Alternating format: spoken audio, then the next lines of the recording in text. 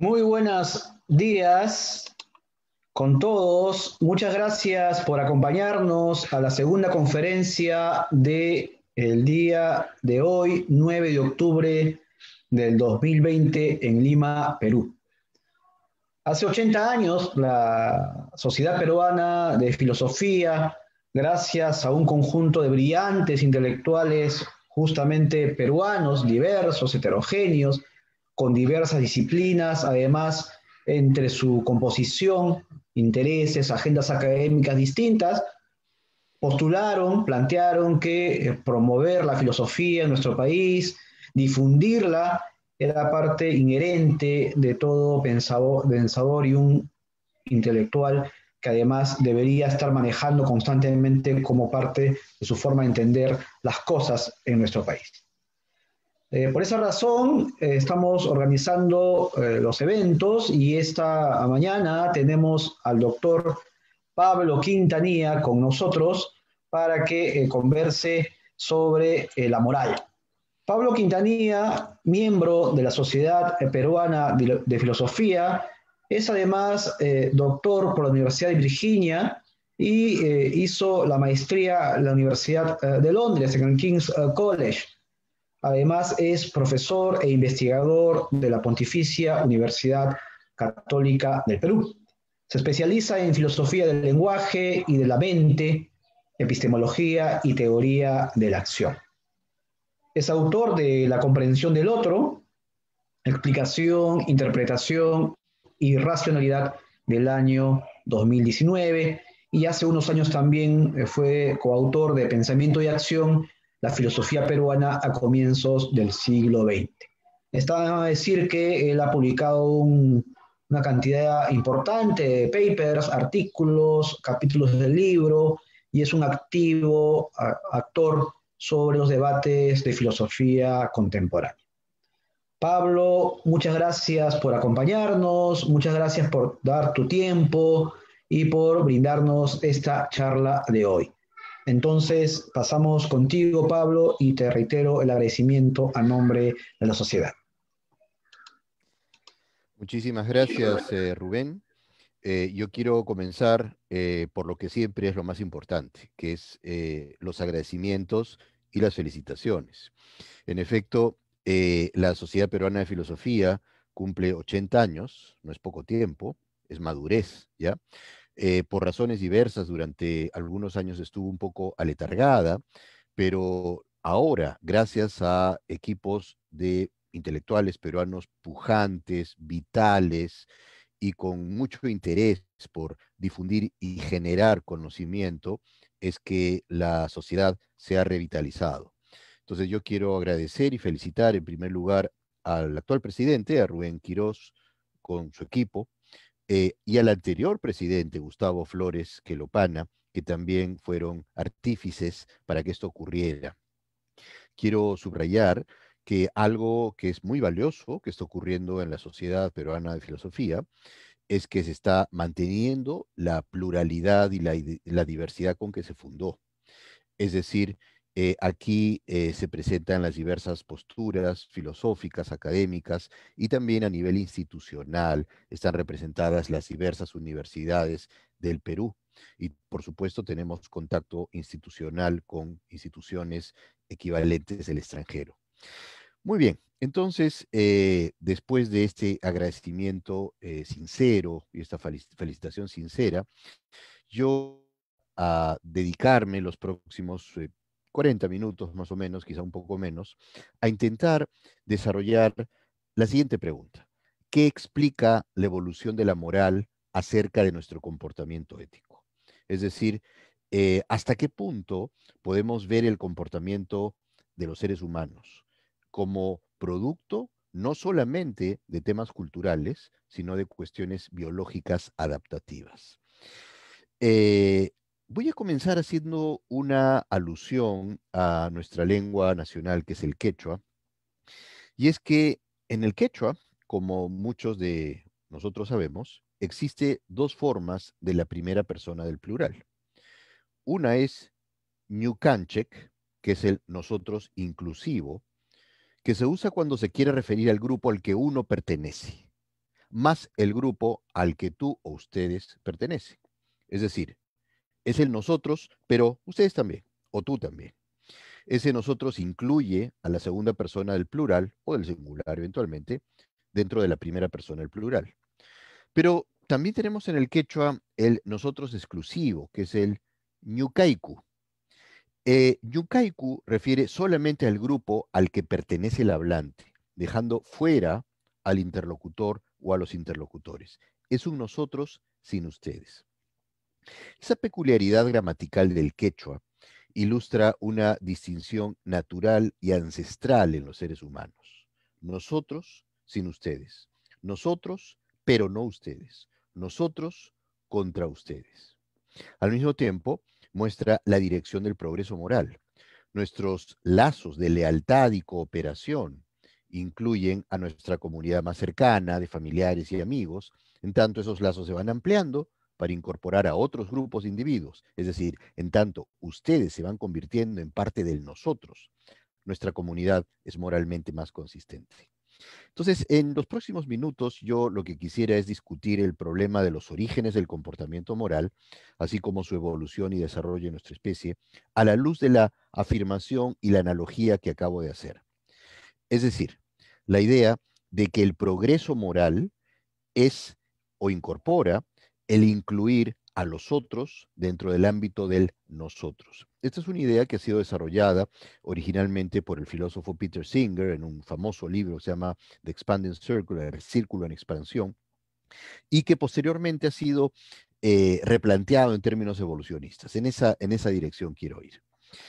Es conocido que para los griegos no hubiera tenido sentido preguntarse cómo se originó la moral, no solo porque para ellos el concepto mismo de origen ex nihilo era impensable, sino porque la naturaleza misma del ser humano era considerada social y en consecuencia moral, pues para ellos lo social y lo moral no eran separables.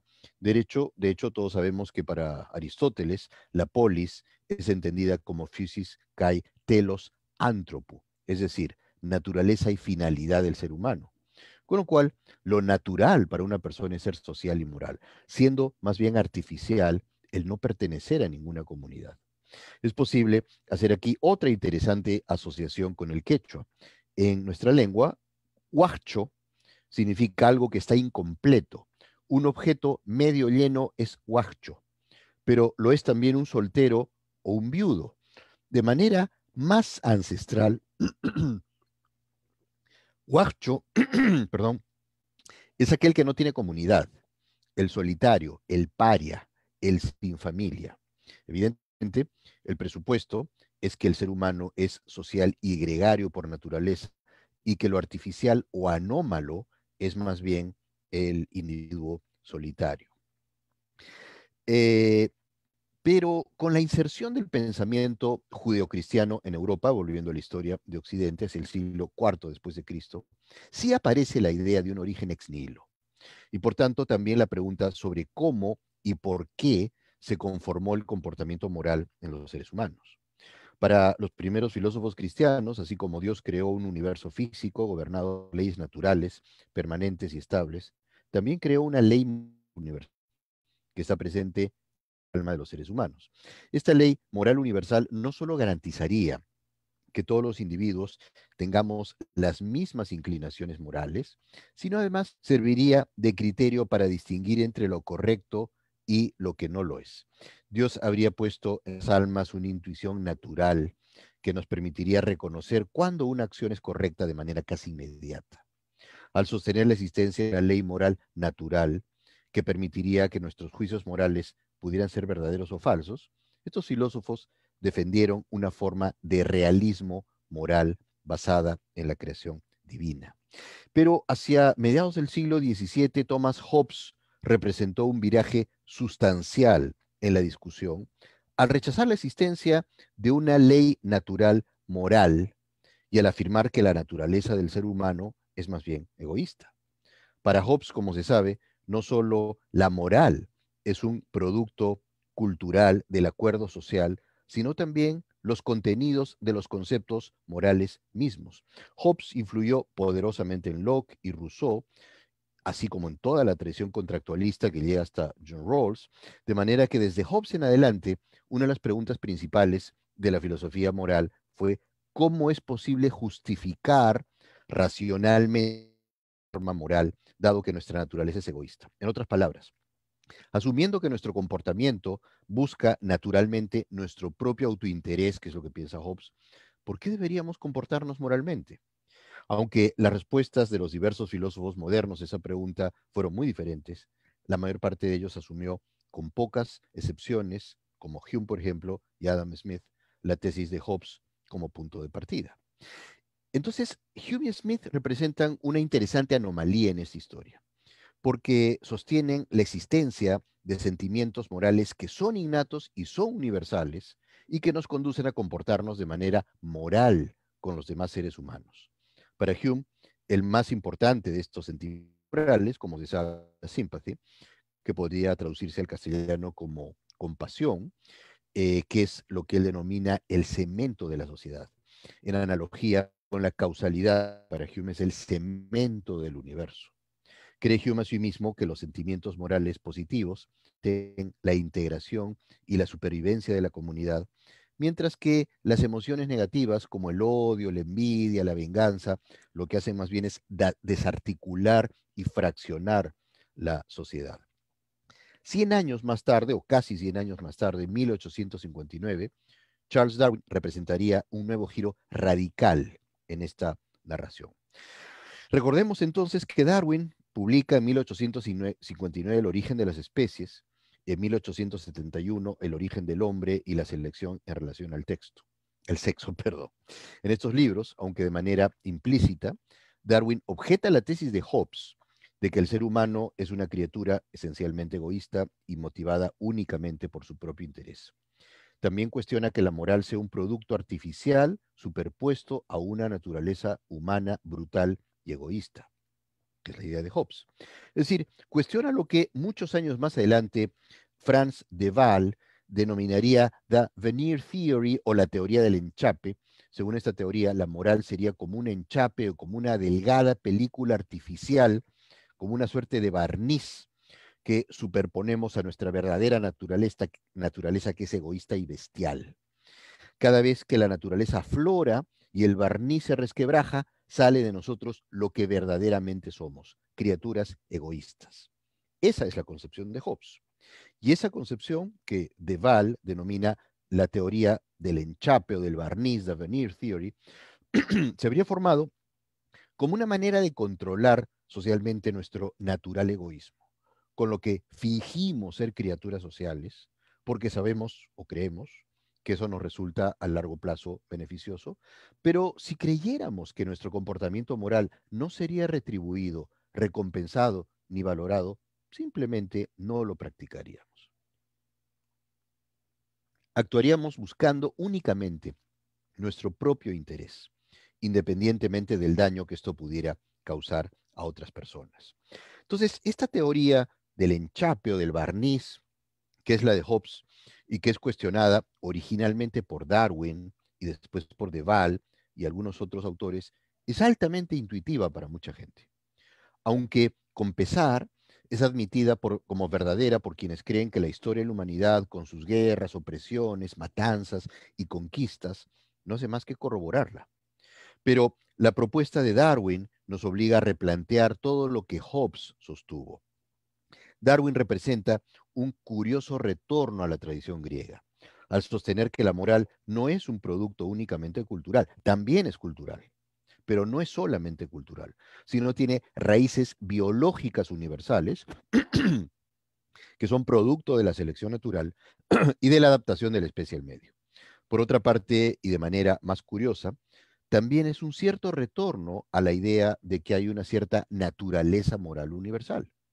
La propuesta de Darwin, como se sabe, tiene muchos ángulos y es incluso más revolucionaria de lo que en su época se pensó.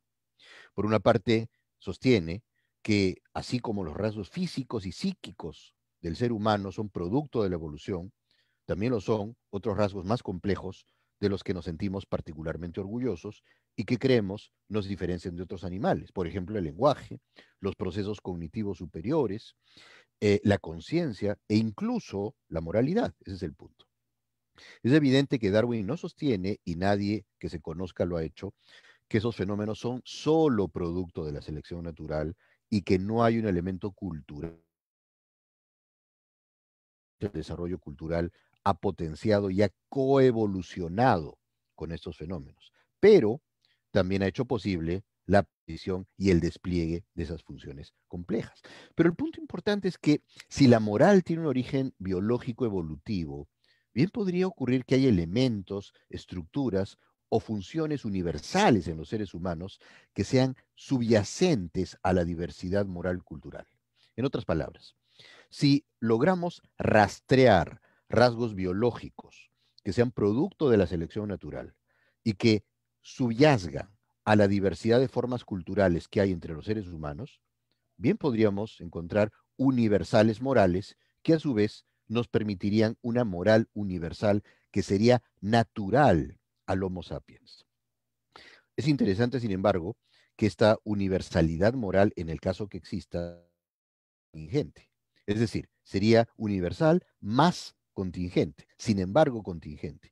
Esto es así porque se trataría de estructuras profundas de comportamiento moral que todos los seres humanos compartimos, de la misma manera como compartimos una estructura neurológica que nos permite la percepción del mundo exterior o que hace posible formas de comportamiento que permiten la supervivencia. Sería una estructura que compartimos, pero que podríamos no haber compartido porque podríamos no haberla desarrollado como especie. Es decir, habría una moral universal que está presente, pero que podría no haberlo estado, o podría haberlo estado de otra manera, si la evolución de los homínidos hubiera tomado otro curso. Vemos entonces que Darwin haría posible una forma de realismo moral, pero de un extraño tipo. El realismo moral normalmente sostiene que, así como hay hechos físicos que hacen posible que nuestras proposiciones físicas sean verdaderas o falsas, de igual manera habría hechos morales que harían posible que nuestros juicios morales sean verdaderos o falsos. Según el realismo moral, no solo hay hechos morales con el mismo estatuto ontológico que cualquier otro hecho natural, sino además las proposiciones que describen tales hechos tienen valor de verdad, dependiendo de si describen correctamente o no semejantes hechos. Adicionalmente, estos hechos morales no dependerían de las características que tomó la gran explosión hace casi 13.000 millones de años, como es el caso de los hechos físicos, sino de las características que tomó nuestra evolución como especie, desde más o menos unos 3 millones de años. Pues, como es conocido, las tesis de Darwin fueron muy objetadas por diversas razones en el siglo XIX y en el siglo XX, pero la objeción principal que recibió Darwin es que eh, lo más preciado del ser humano, que sería su comportamiento,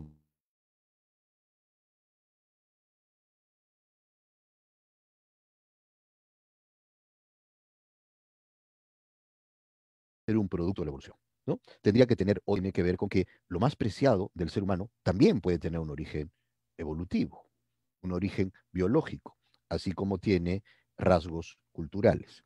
Entonces, a partir de Darwin se ha desarrollado la pregunta sobre si podría ser que tuviéramos un módulo moral. ¿Qué cosa sería un módulo moral?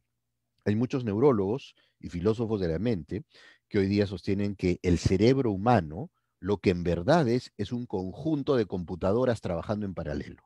No es que el cerebro sea una computadora, es que el cerebro es como si fuera un conjunto de computadoras que trabajan en paralelo. Cada una de estas computadoras es conocida como un módulo, es como si fuera un mecanismo especializado de resolución de problemas. Entonces tenemos un módulo en el cerebro que se encarga de la percepción visual, tenemos un módulo en el cerebro que se encarga de todos los fenómenos de la nutrición, tenemos un módulo del cerebro que se encarga del lenguaje, probablemente estos módulos tienen submódulos, por ejemplo, El módulo de lenguaje tendría como submódulos un módulo sintáctico, un módulo fonológico, eventualmente un módulo semántico, ¿no? Algunos autores sostienen que la lógica es un módulo, es decir, los niños a partir de cierta edad ya pueden reconocer el valor de un modus ponens, aunque nunca en su vida han escuchado la expresión modus ponens, y por supuesto, jamás nadie les ha enseñado a pensar en términos de modus ponens, pero razonan en términos de modus ponens, ¿no? Entonces, es altamente probable que exista un módulo lógico en el cerebro, que exista un módulo geométrico en el cerebro y así en adelante. Hay autores que sostienen más todavía que existe un módulo de atribución psicológica, que nuestra tendencia natural a explicar y comprender el pensamiento, el comportamiento de los demás en términos de la atribución de creencias y deseos como causa de sus acciones depende de un módulo de atribución psicológica. Hay muchísima información interdisciplinaria que parece validar esa afirmación, como el hecho de que hay ciertos daños que se producen en el módulo, no cualquier tipo de daño, y que se producen en determinada zona del cerebro, y que cuando eso ocurre, entonces la persona tiene determinado tipo de problemas, ¿no? Muy bien, eso parece muy estudiado, aunque por supuesto hay debate, ¿no? Pero la pregunta que surge es si también hay un módulo moral. Es decir, si tenemos en el cerebro una especie de mecanismo especializado, una suerte de computadora que se encarga de resolver problemas morales. El primer autor en sugerir esta idea fue nada menos que Rawls. John Rawls, en su famoso libro A Theory of Justice, que es de 1971. Lo menciona. Rawls dice que así como Chomsky cree que hay módulos de lenguaje, podría haber un módulo moral. No vuelve a decir nada más sobre el tema. Más adelante, el filósofo John Mijail desarrolla el tema en una tesis doctoral en el año 2000. En el año 2006, Mark Hauser publicó un famoso libro que se llama La mente moral, donde desarrolla más aún esta idea, la posibilidad de que haya un módulo moral. Y así desde entonces desde el año 2000 más o menos, hay muchísima investigación y muchísima discusión ante esta posibilidad, ¿no? Un libro importante para este debate ha sido el de Patricia Churchland, El cerebro moral, lo que la neurociencia nos cuenta sobre la moralidad, que es del año 2011, en donde sostiene que más allá de si queremos llamar a esto un módulo o un mecanismo especializado o lo que fuere, lo más probable es que en efecto existan sistemas dados biológicos que hacen posible que haya una cierta tendencia a comportarnos a partir de ciertos principios innatos. Entonces, si todo esto es correcto, que es por supuesto materia de debate, la evolución nos habría provisto de conocimientos morales innatos, así como la evolución nos ha provisto de ciertas reglas gramaticales innatas, que si es que Chomsky tiene razón, serían las que constituyen la gramática universal. En el caso de la moral, tendríamos ciertas reglas de comportamiento moral innato que varían nuestro comportamiento en sociedad, de manera que se facilita la supervivencia del grupo frente a los grupos rivales. El punto es que nosotros desarrollaríamos estos principios de comportamiento moral dentro del endogrupo, es decir, dentro del grupo de nuestras lealtades, dentro del nosotros inclusivo, y ahí la alusión a la expresión quechua del comienzo. Mientras que no haríamos estos principios morales frente al exogrupo. El exogrupo son los otros, el que pertenece a otro país, a otro grupo humano, raza, a otra visión de las cosas, ¿no? Entonces, la evolución habría hecho que tengamos una suerte de tendencia natural en par a dividir a las personas en nosotros y otros, ¿no? Número uno. Y número dos, la evolución habría hecho que un conjunto de principios morales que facilitan la supervivencia del grupo al que nosotros pertenecemos. pero al mismo tiempo se habría hecho altamente competitivos, eventualmente incluso crueles o despiadados, frente al exogrupo, al grupo al que no pertenecemos, ¿no? Entonces, me voy a detener un minuto tratando de aclarar esta idea. Esta idea ya no es exactamente darwiniana, esta idea es recogida por otros autores y yo quiero desarrollar un poquito más también. La idea es entonces que, en efecto, habría parece que hay una moral universal que tiene raíces biológicas, pero esa moral universal que tiene raíces biológicas es mínima. Evidentemente hay principios, muy pocos principios y muy precisos. Por ejemplo, el comportamiento cooperativo, el comportamiento compasivo y el comportamiento punto, nada más. Todo lo demás es cultural, todo lo demás es relativo, ¿no? Todo lo demás puede diferir de sociedad en sociedad. Lo que sí sería aparentemente universal sería nuestra tendencia a ser cooperativos, nuestra tendencia a ser compasivos, nuestra tendencia a ser activos con el endogrupo, o sea, con el grupo de los nuestros, de nuestra familia, de nuestro grupo, de nuestra tribu. Recuérdese que el cerebro humano ha evolucionado en la sabana africana desde hace por lo menos 3 millones de ver problemas y conflictos sociales en ese entorno, no en el entorno de ahora. Entonces, la cultura, por supuesto, ha potenciado algunas características del cerebro, pero no puede haber modificado sus características estructurales, ¿no? Entonces, la evolución nos habría visto de estos principios universales, como estoy señalando, solo en relación al endogrupo. En relación al exogrupo, no. Por eso es que tenemos la tendencia a ser sociales, equitativos, cooperativos y compasivos frente al endogrupo, pero también la tendencia natural a ser competitivos y egoístas frente al exogrupo. Ahora, naturalmente, el endogrupo también puede dividirse en grupos, en subgrupos, ¿no? Muy bien. Un autor muy importante que es Michael Tomasello, él es psicólogo originalmente, primatólogo, pero también filósofo, ha desarrollado la idea de que somos más cooperativos que competitivos, que el cerebro ha evolucionado para desarrollar mecanismos de cognición social que son altamente cooperativas y que en eso radicalmente de nuestros primos más cercanos, que son los chimpancés y los bonobos, porque los chimpancés y los bonobos pueden cooperar cuando el producto de la cooperación beneficia al individuo. Son hobbesianos, por así decirlo. Los chimpancés son hobbesianos. Mientras que el Tomasello es que el Homo sapiens coopera, pero no solamente cuando el beneficio de la cooperación es el individuo, sino el beneficio de la cooperación es el grupo. Entonces, lo que sostiene Tomasello es que en el caso del cerebro humano, se habría producido una suerte de noción de lo nuestro, ¿no? La nuestredad, para utilizar un neologismo, que es algo que no habría ocurrido en otras comunidades de primates. Entonces, en el caso humano, en sociedades altamente complejas en su organización, jerarquía, la posesión de un módulo moral sería altamente beneficiosa para lograr la integración de la comunidad y para su disolución como efecto de luchas internas.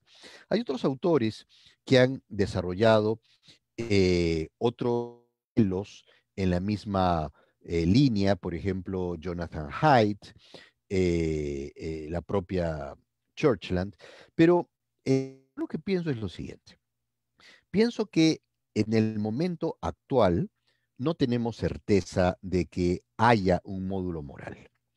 Lo que sí podemos suponer es que hay tendencias cooperativas en relación al endogrupo y tendencias competitivas respecto del exogrupo. También creo que estamos en un momento de la investigación interdisciplinaria donde el trabajo empírico que se puede hacer en psicología experimental, en neurociencias, va a dar información valiosísima acerca del comportamiento moral humano. Más aún, lo que es que ya no deberíamos ver a la ética como una rama de la filosofía, sino más bien como un territorio interdisciplinario y trans. Mi opinión personal es que si es que consideramos que la ética puede ser solamente una disciplina conceptual o a priori, no vamos a avanzar gran cosa. Que la única manera de que podamos avanzar en esta disciplina, en este terreno, es haciendo trabajo interdisciplinario con psicólogos experimentales, con teóricos de la evolución, con neurocientíficos, etcétera, ¿no? Entonces, creo que, aunque esto requeriría de un trabajo experimental más detallado, mi posición, la posición que yo quiero defender, es que tenemos razones para suponer que hay algunas tendencias innatas y universales de comportamiento que podrían ser muy pocas, tan pocas como estas tres que mencionaba, no coinciden con la tesis de Haidt o de Hauser o de Churchland que yo quiero desarrollar, que serían simplemente cooperación, compasión y equidad, pero que estarían basadas en mecanismos que Tomasello ha encontrado que son característicos del Homo sapiens, ¿no? El comportamiento que beneficia al grupo y no solo al individuo. Ahora, obviamente esto no basta para dar cuenta del comportamiento social. Hay otras funciones cognitivas y afectivas, producto de la evolución de la especie, que se superponen a estas tendencias básicas. Estas funciones son la simulación, la metarepresentación, etcétera, sobre lo que no voy a entrar ahora, pero la idea es que todo esto haya potenciado las diversas funciones morales para involucrarlas con otras funciones cognitivas y obviamente la cultura y para generar eso que llamamos la moralidad. Pero ahora hay un central que lo he dejado para el final porque es un problema filosófico fundamental. Supongamos por un momento que existen estas tres tendencias innatas, la cooperación, la compasión, la equidad. Supongamos por un momento que existe un módulo moral. Supongamos todo eso.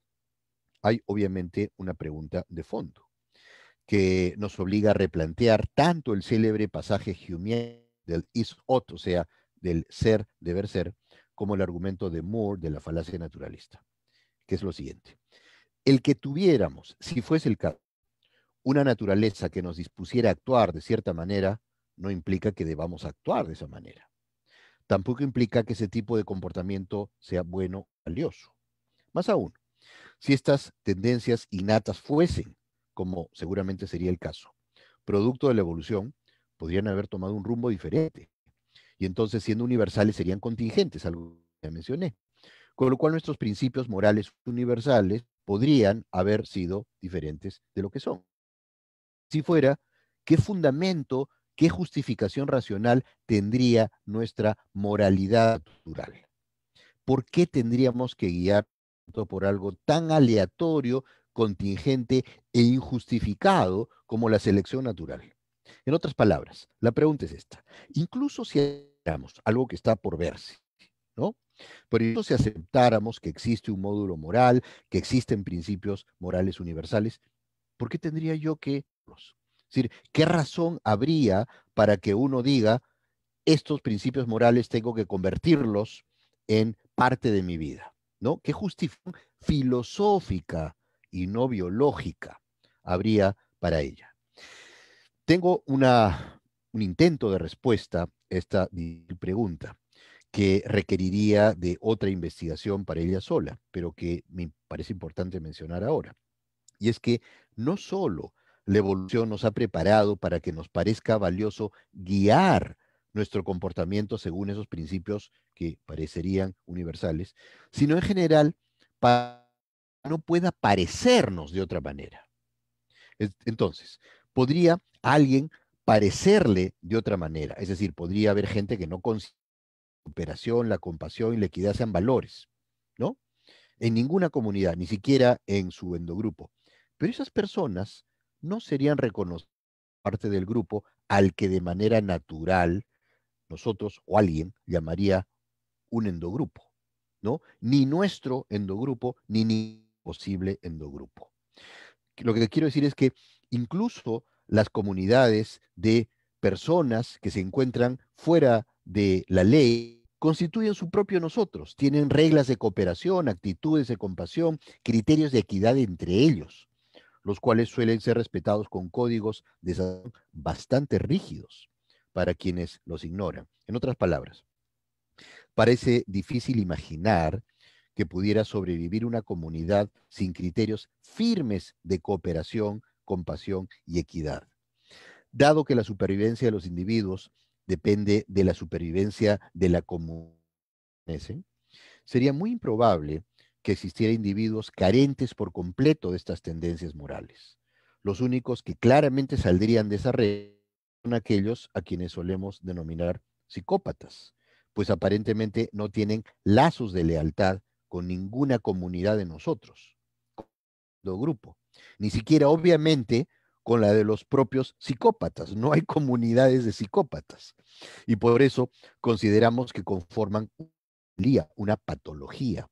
Nos intriga cómo ha podido llegar a generarse este extraño tipo humano y construimos toda suerte de teorías para explicar su etiología y sus posibles terapias. De hecho, hay quienes creen, por ejemplo, es el caso de Patricia Churchland, que la psicopatía es el producto de una superposición de varios daños o defectos simultáneos, uno en el sistema de neuronas espejo, otro en los niveles de la hormona de la oxitocina, finalmente un problema en el desarrollo del apego, en el vínculo temprano. El punto entonces es que consideramos anormal a quien carece de esas tendencias que serían universales. Nuevamente, ese no puede ser un argumento para justificar el valor de estas tendencias universales. Solo explica por qué nos parecen valiosas, por qué sería muy raro que a alguien no le parezcan valiosas. O más aún, por qué tenderíamos a censurar o incluso intentar curar a aquel a quien no le parecieran valiosas. Así que hay otro argumento que puedo ofrecer que es solo un poquito mejor que el anterior, mucho, porque es un problema complejo. Y es que es difícil imaginar qué otras características de comportamiento social serían tan eficientes para lograr la integración y supervivencia de una comunidad si no fueran estas, la cooperación, la compasión, la equidad. Esto implica, claro está, que la integración y supervivencia de las comunidades es un valor en sí mismo, porque además son condición de posibilidad de la supervivencia de los individuos que habitan en ellas. Si aceptamos eso, quizá ya no se necesite un argumento para intentar demostrar que nuestra supervivencia de manera individual y grupal es un fin en sí mismo. Entonces, para terminar, lo que yo diría es lo siguiente. Hay muy buenas razones, poderosas razones para suponer que hay principios morales universales. Que estos principios universales, muy pocos, que tienen un origen biológico, uno que ver con la selección natural y que los podemos estudiar empíricamente, ¿no? Número uno.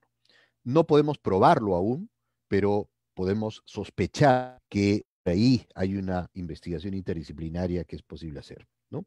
Número dos, suponiendo que eso fuese cierto, ¿tendríamos alguna razón para afirmar que deberíamos pegarnos esos principios universales? En otras palabras, suponiendo que fuese cierto que tenemos una tendencia natural a ser cooperativos, a ser compasivos, a ser equitativos, la pregunta obvia es, ¿por qué eso sería bueno?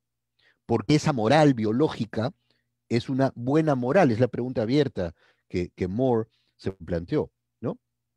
Una respuesta que uno podría dar, que no solo hemos evolucionado para que nos comportemos de esa manera, sino también hemos evolucionado para que nos parezca bien con manera y para que nos parezca mal que alguien sea una persona que atente contra las necesidades del grupo al que pertenece, ¿no? Y un último punto más. Entonces, ¿qué es el progreso moral? El progreso moral, evidentemente, es incorporar progresivamente a los individuos que pertenecen al exogrupo dentro del endogrupo. O sea, el progreso moral radica precisamente en incorporar al otro, al que tiene una raza diferente, al que tiene una lengua diferente, al que pertenece a una nación diferente, al que cree cosas diferentes a las que yo creo, al que tiene una opción sexual diferente a la que yo tengo, al que tiene rasgos de cualquier tipo diferentes a los que yo tengo, incorporarlos a mi grupo como parte de mi endogrupo, de manera que yo pueda tener los mismos lazos de compasión, de cooperación y de equidad con esos otros como los tengo con mi propio grupo. En otras palabras, el progreso moral es el progreso del nosotros en esas condiciones. Y con esto agradezco muchísimo su amable audiencia y quedo a disposición de ustedes para eventuales preguntas, objeciones u observaciones. Muchas gracias, doctor Pablo Quintanilla, por la exposición y por los temas que seguro sugiere siempre sobre esos asuntos de la moral. Una primera pregunta recogida es, eh, ¿cuál sería la razón por la cual el tema de la corrupción en el Perú, ¿no? A propósito de lo que se ha hablado sobre la moral, sigue siendo prácticamente pandémico? ¿Qué razones encuentra usted sobre esa situación? Eh, bueno, de alguna manera se sigue de lo que he venido diciendo, que no hemos logrado desarrollar un comportamiento moral que pueda englobar, involucrar a todos los seres humanos, ¿no? La frontera entre nosotros y otros sigue siendo una frontera vigente. No solo eso, sino cuando las situaciones de supervivencia se vuelven álgidas, cuando los recursos o el acceso a los recursos se vuelve problemático, entonces la tendencia natural es a plegarse nuevamente en el grupo original, en el endogrupo, y volver a crear un abismo con el exogrupo. Entonces, eh, este círculo en expansión del cual habla Peter Singer es un círculo que se amplía y se contrae, ¿no? Se amplía en la medida en que tenemos las posibilidades, los recursos y el desarrollo moral para incorporar a los otros dentro del grupo del nosotros, pero se reduce cuando eso no ocurre. Y esto es algo que podría estar ocurriendo ahora. Perfecto, muchas gracias. Otra pregunta es, en la situación compleja de la pandemia, ha habido casos límites en la que ha tenido que acogerse a una persona sobre otra para que incluso viva o tome los cuidados de urgencia en un hospital. Es decir, han tomado decisiones éticas. ¿Por qué? ¿Cómo ve la filosofía? Nos preguntan si esas decisiones son correctas, dejar que una persona muera a cambio de otra. Ujú. Esa es una pregunta muy interesante. Pero voy a dar una respuesta que quizá decepcione al amigo o a la amiga que la ha planteado. Y es que uno de los problemas centrales de la ética no es solo el problema de la justificación, que es el problema sobre el que he tratado, el problema de la fundamentación, de la justificación de las normas morales, sino el problema de lo que ocurre cuando se producen conflictos entre normas morales. Es decir, y ese problema no es un problema que se haya resuelto, no lo ha resuelto nadie. Es decir, con frecuencia lo que tenemos es normas morales que ambas o varias de ellas son buenas, son deseables, pero son incompatibles, ¿no? Entonces, por una parte, por ejemplo, queremos salvar a los ancianos cuando han sido contagiados por COVID y tienen pocas posibilidades de supervivencia, precisamente por ancianos o porque tienen enfermedades preexistentes, etcétera. Esa es una máxima moral perfectamente noble. Pero también hay otra máxima moral que es perfectamente noble, que es preservar la vida de los jóvenes que tienen más potencial hacia adelante, que tienen más posibilidades de desarrollo, que recién están comenzando su vida, que tienen más posibilidades de supervivencia. ¿Cómo se compatibilizan estas normas? No hay un criterio simple para compatibilizarlas. No hay un criterio simple. Ojalá hubiera una lista de respuestas, pero no las hay, ¿no? Entonces, en estos casos tenemos que actuar sobre la base de muchísimos otros criterios que implican sentido común, el contexto, etcétera. Yo lo pondría incluso en estos términos. Las preguntas morales más interesantes no se plantean cuando nos queda claro qué es el bien y qué es el mal, porque en ese caso, pues optamos, obviamente, por el bien y en la medida de lo posible tratamos de no hacerlo por el mal. Las preguntas o los problemas éticos más interesantes son cuando tenemos que optar por dos bienes que son incompatibles, ¿no? Y como dije hace un rato, no creo que haya respuestas simples a ese tipo de preguntas. Muchas gracias. Víctor Samuel Rivera pregunta, ¿qué opinas de la distinción entre amigo y enemigo como una marca a priori de las relaciones grupales de Carl Schmitt?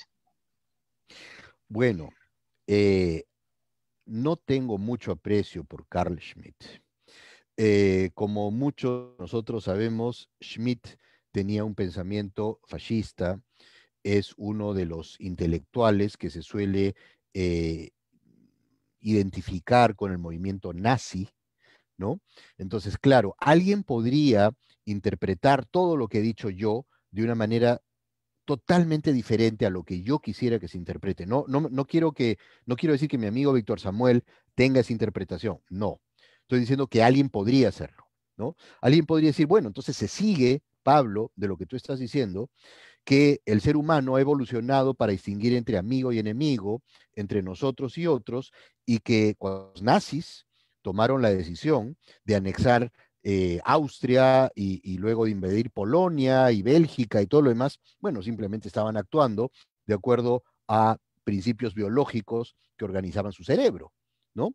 Yo creo que a Carl Schmitt le encantaría esa interpretación, pero definitivamente no es la interpretación que yo haría, ¿no? Más bien, la interpretación que yo haría es exactamente la contraria, ¿no? Es la idea de que nuestra tendencia natural es ampliar el ámbito del nosotros, o sea, el ámbito de los amigos, no a mantener esa frontera entre amigos y enemigos o nosotros y otros, ¿no? Entre paréntesis, una de las razones por las que Darwin fue tan cuestionado, digamos, hacia comienzos del siglo XX, es precisamente porque los nazis tuvieron una interpretación equivocada e interesada de las tesis darwinianas e intentaron dar una justificación pseudo-científica de la teoría de la raza aria como una raza superior, de la prioridad de la raza blanca, que en realidad no es una prioridad de la raza blanca porque no existen las razas, eso genéticamente se sabe, tampoco existe por tanto la raza blanca, ¿no? Dicho sea paso, entre paréntesis, es un problema que estamos observando hoy casi cotidianamente en las elecciones presidenciales de Estados Unidos, ¿no? Pero entonces, lo que quería decir para contestar directamente la pregunta de Víctor Samuel es que esa interpretación de Darwin me parece equivocada, totalmente equivocada. Me parece que ni siquiera refleja lo que, no solo no refleja lo que el propio Darwin creía, sino tampoco se sigue de lo que Darwin afirmó explícitamente, ¿no? Creo que la ciencia de hoy y la filosofía de hoy eh, tomaría total distancia de Carl Schmitt y consideraría que un pensamiento filosófico como el de Carl Schmitt es nocivo. Está comprometido con un pensamiento fascista, está comprometido con un pensamiento racista y por supuesto yo no puedo ir con esa compañía. Perfecto, muchas gracias. Una última pregunta es si la tecnología, la aparición de nuevos modelos de unión entre lo humano y lo tecnológico, un cyborg, por ejemplo, va a modificar moral en la misma línea de la evolución que se planteó en la charla. Bueno, esa es una excelente pregunta también, la agradezco mucho. Bueno, vamos por partes. Lo primero es que es un hecho que la tecnología ya nos está modificando a nivel cognitivo, ¿no? El Homo sapiens es la única especie sobre la faz de la Tierra que puede almacenar información fuera de su cerebro. Originalmente lo hacíamos en pinturas rupestres, en cuevas, en papiros, en libros, ahora lo hacemos en la computadora. Y entonces, en un sentido literal, no metafórico, en un sentido literal, no metafórico, el disco duro de mi computadora es una extensión de la memoria de mi cerebro. Hay muchísima información que yo ya no necesito guardar en mi cerebro, que la guardo en el disco duro de mi computadora, ¿no? Entonces, es una extensión literal de la memoria de mi cerebro. Ahora, la pregunta es si esto va a modificarnos moralmente. Hasta acá no veo por qué lo haría, ¿no? Hasta aquí no veo por qué lo haría, porque las características biológicas del cerebro, si es que es cierto todo lo que he dicho, que como dije en varias ocasiones es materia de debate, es un poco el estado de la cuestión, implicarían tendencias naturales de comportamiento. La tecnología no tendría por qué modificar eso. La tecnología lo único que tendría que hacer es potenciar habilidades cognitivas, por lo menos hasta donde lo podemos ver ahora, ¿no? Quizá la pregunta esté presuponiendo algo diferente, va más en la línea de la ciencia ficción, ¿no? ¿Qué pasaría si es que cyborgs o hubiera androides dotados de conciencia, que eventualmente podríamos reconocerlos como otro, y si es que eventualmente podríamos reconocer como dotados de derechos? Bueno, eso por el momento está totalmente en la... No hay ninguna manera de suponer hoy que podríamos construir una máquina dotada de autoconciencia. Y si lo hiciéramos, no habría manera de saber si realmente tiene autoconciencia o simplemente se está comportando como si lo tuviera, ¿no? Pero pongámonos en el caso, en el escenario, en que realmente pudiéramos construir robots dotados de conciencia, de responsabilidad moral, de libre albedrío, y que no solo parezca que lo tiene, sino que lo tiene, y que de alguna manera misteriosa lográramos demostrar que en efecto ese objeto tiene conciencia. Entonces la pregunta sería, ¿tendríamos obligaciones morales respecto a ese objeto? La respuesta es que sí, por supuesto que sí. Se seguiría ampliando nuestro círculo en expansión, de la misma manera como hemos ampliado nuestro círculo en expansión para incorporar a otras especies de animales. Hoy día, la mayor parte de países del mundo tienen códigos de derechos de los animales. Es decir, uno no puede torturar impunemente a un animal porque sí, ¿no? Eh, Hace poco se han prohibido las corridas de toros en muchos países, incluyendo el nuestro, cosa que a mí me parece una decisión absolutamente correcta, ¿no? Moralmente correcta. Me parece que era lo que había que hacer y nos hemos demorado demasiado, ¿no? Pero note ustedes una cosa, prohibimos la tortura de toros, prohibimos, por supuesto, la tortura de animales domésticos como perros, como gatos, pero yo no conozco a nadie que prohíba que se fumiguen arañas o cucarachas. ¿Y cuál es la razón? Por qué no las arañas y las cucarachas y sí los toros y los perros? ¿No? Bueno, hay respuestas técnicas y respuestas filosóficas. La respuesta técnica sería, bueno, las cucarachas y las arañas no tienen un sistema nervioso central desarrollado como el nuestro, entonces probablemente no tienen autoconciencia, no tienen sentimientos, no tienen dolores. Los mamíferos sí tienen sentimientos, se deprimen, se alegren, por ejemplo, ¿no? Esa es una razón. Pero la otra razón es porque nuestro círculo en expansión no ha incluido ni a las cucarachas ni a las arañas. Y es muy probable que no los incluya nunca, ¿no? Pero sí podríamos incluir eventualmente a robots dotados de conciencia si semejante cosa ocurriera. Pero dejo nuevamente la pregunta de, ¿es algo que probablemente nunca podríamos saberlo? Es decir, podríamos saber si hemos diseñado un robot que realmente siente dolor o que parece que siente dolor. Es decir, una cosa es que se comporte como si sintiera dolor y otra cosa es que tenga la experiencia fenoménica del dolor. En filosofía de la mente se llama los qualia, ¿no? ¿Cómo podría yo probar eso? En el caso de otro ser humano, tampoco lo puedo probar, porque si yo me encuentro con otro ser humano y me dice que le duele una muela, yo no tengo certeza de que le duela la muela. Lo único que puedo hacer es, por analogía, suponer que los procesos cerebrales que ocurren y cuando me duele una muela, los procesos cerebrales que ocurren en él, ella cuando le duele una muela. Entonces le atribuyo la conciencia del dolor y por tanto fenoménica. Pero nada de eso podría ser con un robot porque serían procesos totalmente diferentes, ¿no? Perfecto, muchas gracias, Pablo. Ya estamos finalizando. Quería saber si tienes un mensaje, unas palabras finales a los que te están escuchando o incluso a aquellos que están con la intención de dedicarse, a los jóvenes, a la filosofía.